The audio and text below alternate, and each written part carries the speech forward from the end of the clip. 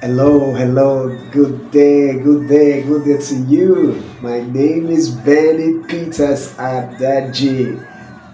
I welcome you once again to Church in Order. Oh, I'm so excited coming your way like this, sharing with you things that will help us, reminding us of things that are vital in ensuring that the Church of Jesus remain in order. And I thank God for His beautiful work in the church, and I thank God for the labor that His servants all over the world in Africa and Nigeria are putting in place to see, to keep the church, the light of the church shining. Jesus said that I will build my church and the gate of hell shall not prevail. So, as I always say to people, it does not matter how much we pray about that, it's a sealed deal. Jesus said He will build His church. Okay, so the church has been thriving for years, and the church will keep striving from glory to glory. The church is already in order.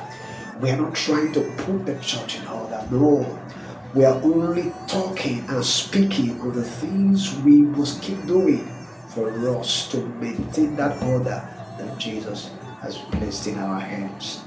So, this series, I want to bring a new episode to us.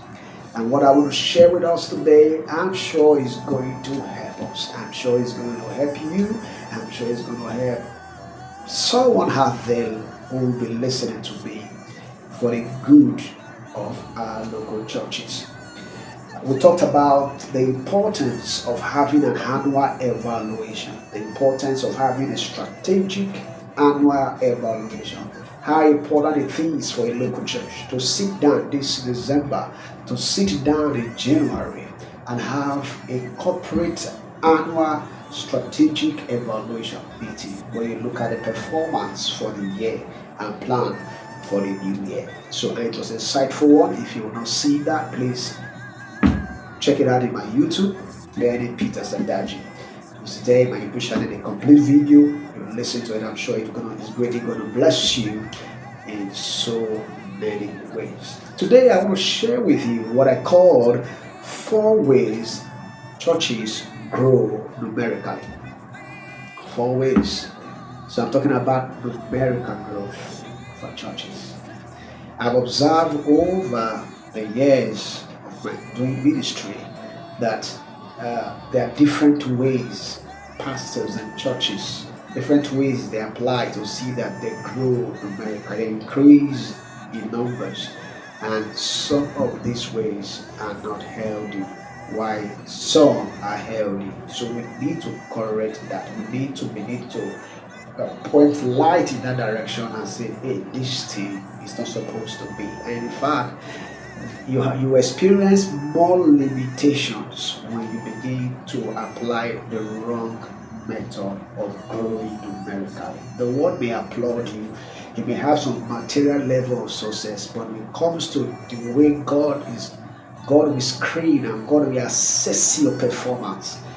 At the end of the day, it might be left with nothing. After the fire has tested it, maybe nothing will survive from because your act of sense. So it's important we understand that we invest our time, our labor in the right method. I'm going to read from 1 Corinthians chapter 3, verse 9 to 11. This is an account of Paul, the letter Paul wrote to the church in Corinth.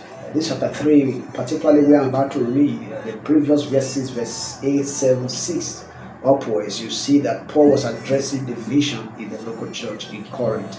And some were saying that, oh, I belong to Paul. Some were saying I belong to Apollos. Some were saying I belong to Peter, which is Cephas. Some were saying I belong to Jesus. Okay? Paul has said that this is not necessary, this is wrong, this is not how the church should be. So in verse 9 and 10 and 11, Paul made a statement that I want to bring out, and before we continue, he says, I'm reading the NLT version, it says, for we are both God's workers, and you are God's field, you are God's building. Then verse 10, Paul was talking about himself, saying, because of God's grace to me, the grace has enabled me, I have laid the foundation like an expert builder. When you say the foundation, it's referring to the foundation of Jesus, the message of Jesus. Say, I have laid the foundation as an expert builder. It means that as a pastor, as a lead pastor, as a ministry leader, we need to become expert in what we do. We need to become expert, professional in foundation laying. So we are not laying new foundation. Paul didn't lay new foundation, but the foundation, which is the message of Jesus, Paul has groomed himself to become an expert. So he was saying, by the grace of God, I have laid foundation like an expert builder. I was careful of the plan. I was careful of the blueprint given to me.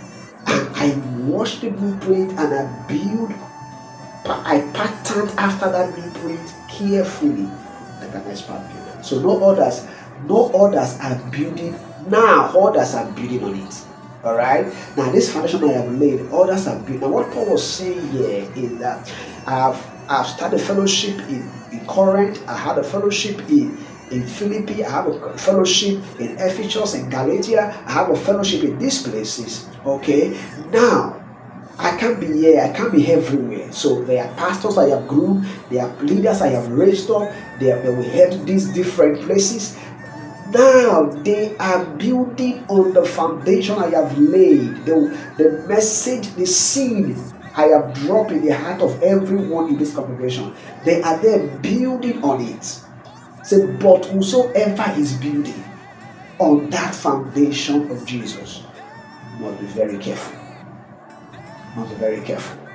Now, verse 11 around it. So, for no one can lay any other foundation than the one we already have, and that is Jesus Christ. So, Jesus Christ is the foundation. Okay, beautiful. Praise God. So, we want to look at these four methods.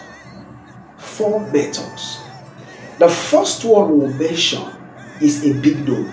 It's something that we should try and eradicate from the church. It's not an healthy practice in any way. The second and third supposed to be a good way because they are supposed to be means to an end. Means to ensure that people who are coming to the church are being led, they are being taught the gospel, they are being established in the faith. Okay, there are strategies. But in some quarters, this is no longer strategy. It's not a means, they are not end in themselves. Okay, meaning that they are no longer strategy, but they are not the byproduct. The product itself, what they are selling out instead of the gospel. So that's the second and third. And the fourth one is a recommended method that Jesus gave that the church should build and grow with numerically. So we'll look at the first one, which is God will bring in the souls method. This method is a dangerous method. God will bring in the souls method. For the fact that it sounds very spiritual, it sounds very humble, it sounds like someone who is looking unto God, everything is about God. Okay, very pious method, very spiritualized method, but no, underneath it is wrong. Underneath it is danger. The local church is not a church designed to sit down and God will go out there and get the souls and people. No, that is not the church of Jesus. So these people that roll with this method put everything on the table of God. They have no responsibility. They have no responsibility. There's no part, nothing concerns them. It's all about God. God will bring in the souls. No outreach, no plan for discipleship. God will bring in the souls.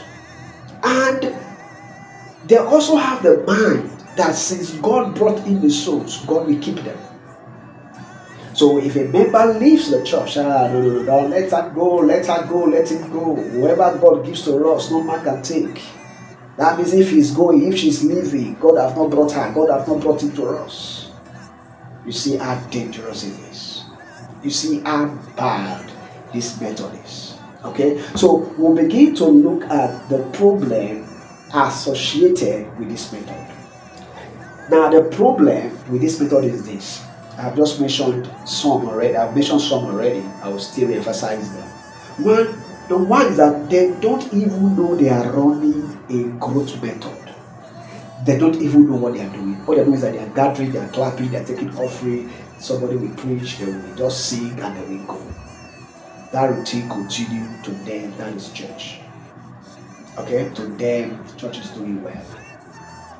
Then, what all the language I'm about to speak does not make any sense to them. Okay, so that is a problem. Another problem with this method is that they put all their responsibility on God. Jesus said we should go, but they are saying we should stay. Jesus said, go ye. They are saying, stay ye.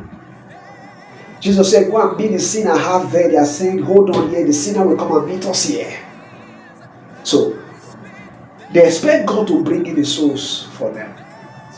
That's years and years and years ago, a lot of churches started with this kind of ignorant mindset, ignorant approach to growth. And several of them, glory be to God, have seen the light, have come to understand, and they've made a serious shift from that kind of ignorant state. And now the churches are doing well. Why some are still in that state? And because you see that they are very religious on that tone, they are very religious, so they feel that God will just do everything for them when it comes to growing the numerical strength of the local church. Okay, so another problem with this method is that they are never intentional about anything. They are never intentional. As I said earlier, they believe that it is God's job to bring in the people. It's also God's job to keep the people. They are not intentional. So when you leave the church, that's your headache. They don't care because they believe that if God brought you, you will stay. You will stay. So retention plan is zero. Retention plan is zero. Bringing them in plan, they don't even go out to bring them in. They wait.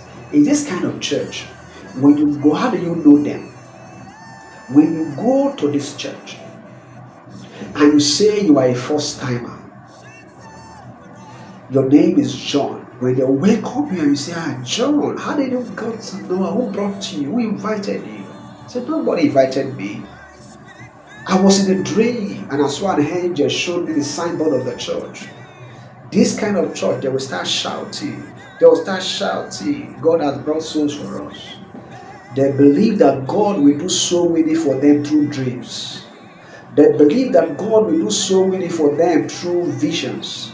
That people will see the church signboard. They believe that the signboard is anointed. That people will see it and start trooping it. They are never an outreach church. They are always the in-reach church. They believe in the in-reach. Stay here. And what are they even doing inside? Not intangible. Okay. So, they are never intentional. All they think about is heaven and never not how to influence their world. They don't know that the church is the light of the world. They are just too extremely heavily conscious and see every other thing as materialistic, as not important. Even the place of their worship is not, the venue is not well kept, it's not well organized.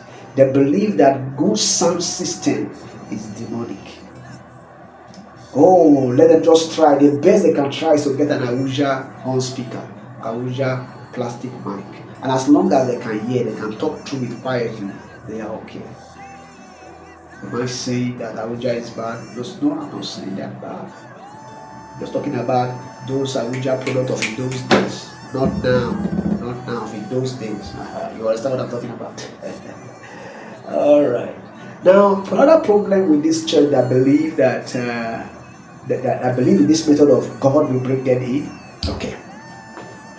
You know, they see churches that has large congregation as compromised churches that don't teach the truth. They believe that Big is false. Small is truth. That's what I mean. Okay?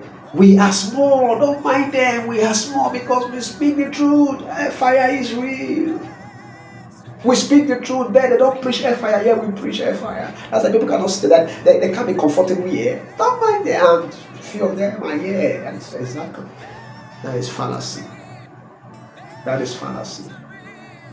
So they are proud of their smallness because to them it means they are teaching the truth. That is why people can't stay because they can't stand the truth in their midst. That is fallacy. Alright, so we've dealt with that first method that churches use to grow numerically, and this method is bad. We should not try it. We should grow beyond it. And number 2 method is the charity-driven method. This is a very sensitive one because there's a way I will speak about it. You'll be wondering if I'm against charity, if I'm against love. God is love. If I'm against love, then I'm against God. But that's not what I'm talking about. The church that use charity as a growth method always have challenges. Where they believe that the only way to get souls to our church, to make our church grow in numbers, let's have gift we give out. Let's give out food. Let's give out rice. Let's give out money. Let's have a way of giving out jobs to people. If you are not careful in using it well, it becomes a problem. That's why I said number 2 and number 3. This one, number 2, the charity-driven method is a strategy and a very good one. Is a means to an end. And what is the end? The gospel. The development of the faith of that person. Once it becomes an end in itself, it becomes a problem. So let's look at the problem associated with this. But before that, let me say this. The truth is, you know that this thing called love is God. Genuine is God. God is love. Jesus went to the cross of Calvary, died for us out of love. So the church must take the gospel to the people in love. In love. Okay. But when you run an exclusive charity program that is devoid of Jesus, that is devoid of the gospel, and you use it as a means of growing the Jesus church, it becomes a problem. Okay? So that is a part. So charity and soul winning is a thin line. So the charity is a bait that will impact people, bring people so that you can win them for Christ. But when that thin line is wiped out, then let's look at the problem associated with using this method, the charity-driven method. Number 1 is a missed audience. When you don't define your audience, when you do charity program, you don't know who you are targeting. A lot of people will come. People need food now. People will come. A lot of people will come. They will creeping. They will rush in. So a majority of them are believers who belong to other churches. But your objective before is to use it to win souls. Which is, there's nothing wrong with that. But you must stay pure with that objective so that you can lead the few you can lead to Christ and retain them in church and grow their faith. So that missed audience, you must try everything you can to reach the right target of the people, the right audience you want to reach. If they are the lost souls, look for them, reach out to them, and invite them or meet them where they are and give them the item. Then put the gospel inside for them. But we make it the free and open meeting, open charity program. Except you're just doing charity for charity's sake. If you're doing it for the purpose of reaching the lost souls with Jesus' message, then you must plan it and know where these people are and reach out to them with that product, that gift you have. share the gospel with these people. That is the right way. So we have the Miss Audience Challenge with this method. Number two method we have is that the likely tendency of emphasizing the charity itself more than the gospel is there. The time will come by the emphasis should not be on that charity, not the gospel. You can see this, that even in the event when you have the charity program, you see comedians, you see musicians, you see performance going on. Few minutes is given for the word, for the gospel message, few minutes, or no minute at all. Then you find the people coming. What they are coming for originally is for the food. How do you now turn their attention to the gospel in that meeting? It's another strategy, another work. But everything is completely out of it. The emphasis now is the event, is the giving, is the charity, while the gospel is taken out. That's one of the problem with this method. Alright. Now, another problem with this method is unstable and unreliable members. Eventually, yes, some people will stay in your church. Some people will come in and become new members.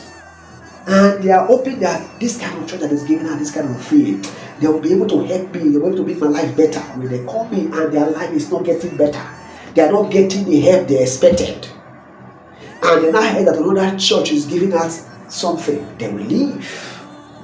So we are having church migration from places among people, among community, among believers migrating here for different reasons, and this is one of the reasons.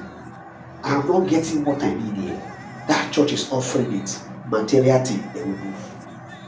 Or I'm not getting what I need here. The kind of message I want to hear. Let me go here. So different reasons why people migrate from church to church.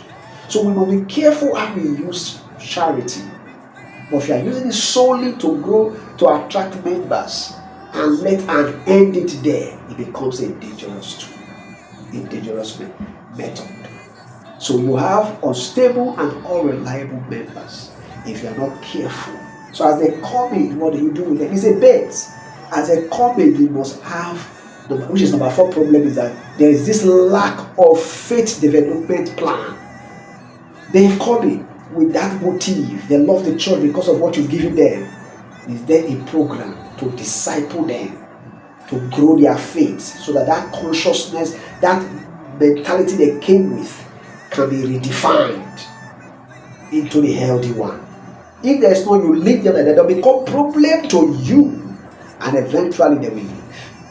Okay, so these are some of the problem with that method of the charity driven method.